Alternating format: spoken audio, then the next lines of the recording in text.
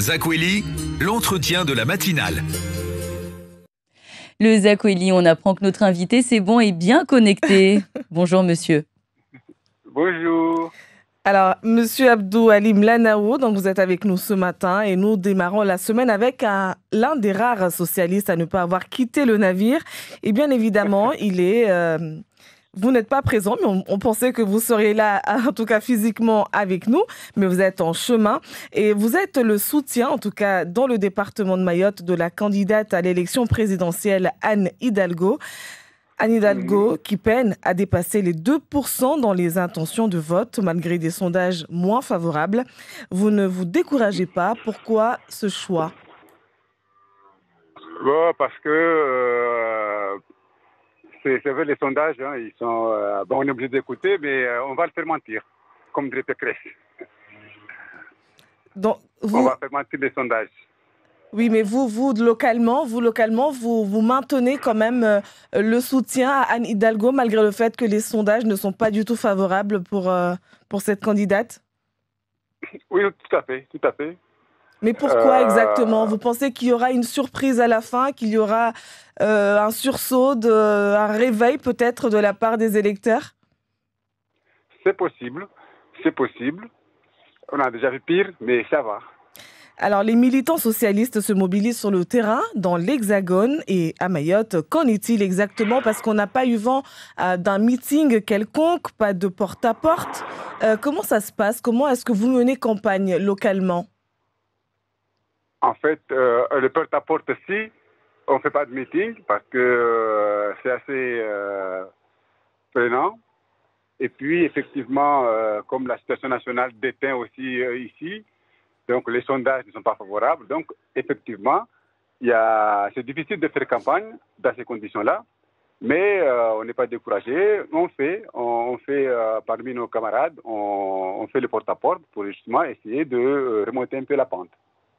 D'ailleurs, je ne sais pas à combien on peut arriver, mais on travaille quand même. Quand vous dites on, vous êtes une équipe de combien de personnes? Parce qu'on sait que le Parti socialiste est complètement éclaté, il y a eu pas mal de fuites vers la République en marche. Donc quand vous dites on, c'est qui exactement? Vous êtes nombreux? Comment se porte le Parti socialiste localement? Localement, effectivement, depuis 2017, il y a eu beaucoup de départements, c'est vrai. Mais depuis un an et demi, on remonte la pente. Vu qu'on est une équipe, déjà on est arrivé à une bonne dizaine, qu'on remonte la pente. On récupère nos camarades, parce qu'il y en a qui sont partis en République en marche, c'est vrai. Mais il y en a qui étaient partis parce que il n'y avait pas beaucoup de mouvements.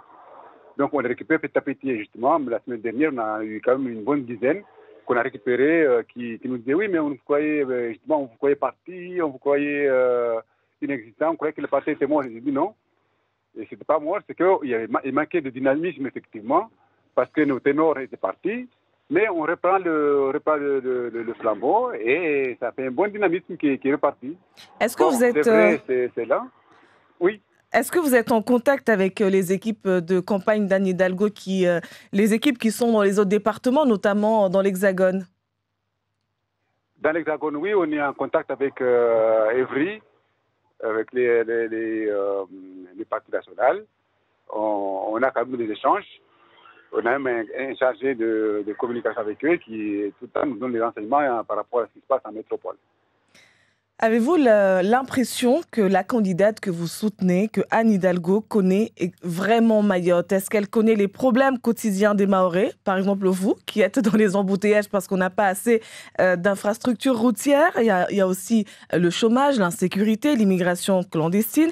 Est-ce que vous avez l'impression qu'elle porte vraiment en tout cas, est-ce qu'elle comprend, est-ce qu'elle sait ce que veulent les Mahorais? Oui. Mais ça, en fait, tout le monde le connaît. Hein. Mais c'est une élection présidentielle, donc effectivement, il ne fait pas de cas par cas. Mais les problèmes de Mayotte, en fait, il n'y a pas un candidat là qui ne les connaît pas. Et notamment le nôtre, il le connaît très bien. Bon, c'est vrai que c'est des problèmes récurrents. Et même avant qu'elle soit candidate, elle le connaît bien. on a beaucoup parlé. À chaque fois qu'on a l'occasion, on en parle. Parce que ça ne date pas d'hier, ces histoires-là, l'insécurité, les embouteillages, l'école, l'hôpital, l'aéroport. Ben, ce sont des sujets qui, à chaque fois qu'on a une occasion, on les martèle. Donc, en fait, tous les dirigeants du parti le connaissent très bien. Dans son programme, qu'est-ce qui pourrait être bien pour Mayotte et qu'est-ce qui pourrait être votre argument principal pour convaincre un électeur? Voilà, il y a beaucoup de sujets. Hein, pour Mayotte, je veux dire. Pour Mayotte, oui, qu'est-ce que, pour Mayotte, parmi ce qu'elle propose, par exemple, vous nous dites que vous faites du porte-à-porte. Quel argument, en tout cas, qui fait partie de son programme, mettez-vous essentiellement en avant? Déjà, c'est l'éducation et la justice, les sanctions, parce que comme on le dit, hein, les sanctions ne sont pas à la hauteur des enjeux qu'il y a actuellement. Donc, dans son programme, bon, il n'a pas précisé carrément Mayotte, la Réunion, mais il a dit les Outre-mer. Et dans cette priorité, il y a ce qu'on appelle la justice, les sanctions qui éduquent. Par exemple, je pense juste ça qui me vient à l'esprit, ou bien aussi les salaires des instituts, des professeurs, parce qu'il dit aussi que les professeurs doivent se sentir à l'aise pour qu'ils puissent vraiment donner de même pour que justement notre école soit plus adéquate. Abdou Halim Lanao, vous m'avez tendu la perche. Parce qu'effectivement, dans son programme, Anne Hidalgo n'a jamais vraiment spécifié pour Mayotte, mais elle parle des Outre-mer en général. Et quand elle parle d'un département d'Outre-mer, quand ce n'est pas la Guadeloupe, c'est souvent la Martinique, les deux territoires qu'elle a... où elle s'est rendue d'ailleurs pour sa campagne. Donc on a quand même l'impression que la candidate du Parti socialiste ne connaît rien, mais strictement rien de Mayotte et ne propose rien pour Mayotte.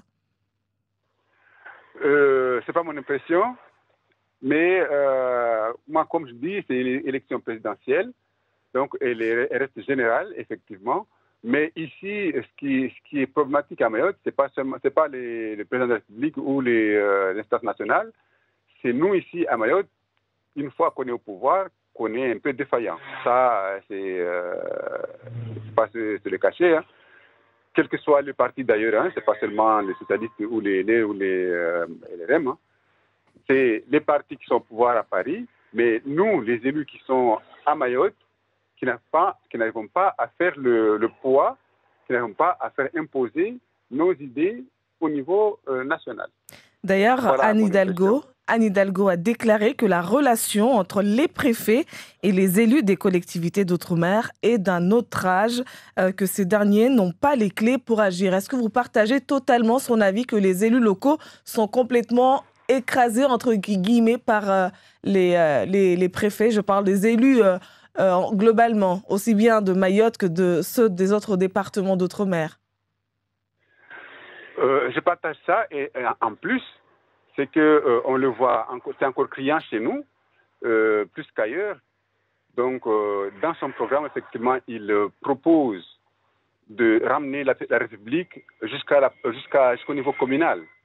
C'est-à-dire que les élus doivent avoir une certaine autonomie pour pouvoir justement ramener les propositions nationales dans leur territoire. Vous avez parlé tout à l'heure. Je trouve. Vous avez parlé tout à l'heure de l'hôpital dans son programme. Elle souhaite. Elle a évoqué également l'accès aux soins. On sait que le délai est extrêmement long pour pouvoir avoir un rendez-vous, pour ceux qui ne peuvent pas partir, parce que la plupart du temps, les Mahorais préfèrent prendre l'avion, quitter Mayotte pour aller se soigner ailleurs, notamment à côté, à La Réunion. Anne Hidalgo prévoit de former 15 000 médecins par an et ainsi peut-être faire de leur 4e année, alors qu'ils sont encore des internes, une année de professionnalisation et ainsi pouvoir les inciter à aller s'installer dans les déserts médicaux. On sait que Mayotte en fait partie, mais est-ce que c'est une solution qui pourrait marcher pour Mayotte? Est-ce que Mayotte, juste en disant à ces jeunes étudiants que voilà, ils vont toucher 35 000 €, donc Vous pensez vraiment qu'il ne suffit que de ça pour pouvoir les pousser, les convaincre pour venir s'installer à Mayotte? Il ne suffit pas que ça, parce qu'en fait, comme je disais, c'est une volonté politique locale qui pêche un peu. Mais si effectivement il y a une volonté politique marquée, quel que soit le pouvoir à Paris, hein, gauche ou droite, mais si localement, au niveau du département, il y a une volonté manifeste, marquée, soutenue par les élus départementaux et communaux, je pense que là, c'est là où ça pêche. C'est là où ça pêche, c'est nous ici.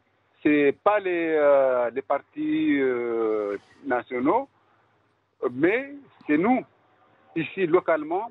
Quelle est notre volonté politique? Qu'est-ce qu'on veut concrètement? C'est ça qui est problématique. Les élus, enfin, les candidats qui viennent, même qui viennent jusqu'à Mayotte, mais ils ne font que du discours, ils nous caressent au sens des poils, d'accord, mais c'est pas ça qui va faire que Mayotte va avancer. C'est nous ici, c'est nous, qu'est-ce qu'on veut concrètement? Voilà. Donc vous dites clairement que les élus locaux ont du mal à se projeter, à aller jusqu'au bout, à avoir pour un développement en tout cas concret et durable pour Mayotte? Ce sont les élus qui sont défaillants?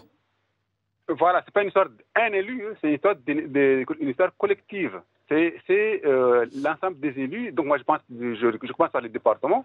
Si le département affiche une politique partagée par l'ensemble des élus qui le soutiennent, ça peut faire c'est vraiment selon notre formation politique, c'est là où ça pêche, là où Mayotte pêche.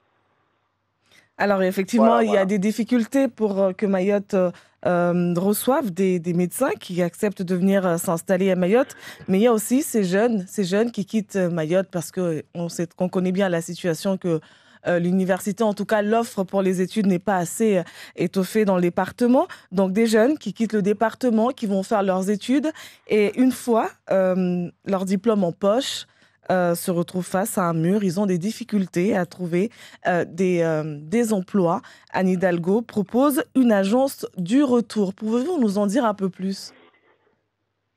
Oui, en fait, comme je dis, s'il n'y a pas une volonté politique marquée, on travaille avec les entreprises, les administrations qui peuvent employer ces jeunes-là et même qu'il y ait un endroit où ces jeunes-là peuvent se référencer, se faire connaître. Parce qu'actuellement, ils sont tellement comment dirais-je, laissés, chacun se débrouille comme il peut. Mais s'il y a quelque chose qui les soutienne, qui fait qu'on les connaît, on sait ce qu'ils sont, on recense les jeunes qui sont en fin d'études, ceux qui sont en demande d'emploi, si on connaît, on sait qui c'est, et on sait des entreprises qui sont en besoin, je pense que là, on peut vraiment aider les jeunes. Tout le monde parle des jeunes, mais en fait, qui fait quelque chose pour les jeunes? Ça pêche aussi. Une dernière question. Oui. Une dernière question, Abdou Halim Lanao.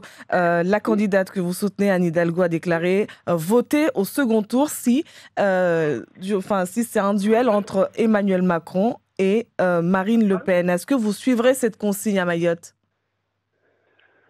Oui, ça c'est une consigne qui passera partout en fait, hein, parce que comme l'année dernière, comme en 2017, c'est petit en fait, c'est comme ça. Donc Emmanuel C'est la Macron, même chose, je pense. Emmanuel Macron plutôt que Marine Le Pen. C'est clair, c'est clair. Bon, merci beaucoup, Monsieur Abdou Halim Lanao. On aura fait cette interview à distance, 15 minutes, alors que vous êtes juste à 2 minutes de la station de Mayotte la Première. Eh oui. Merci en tout cas. De Mayotte, ça.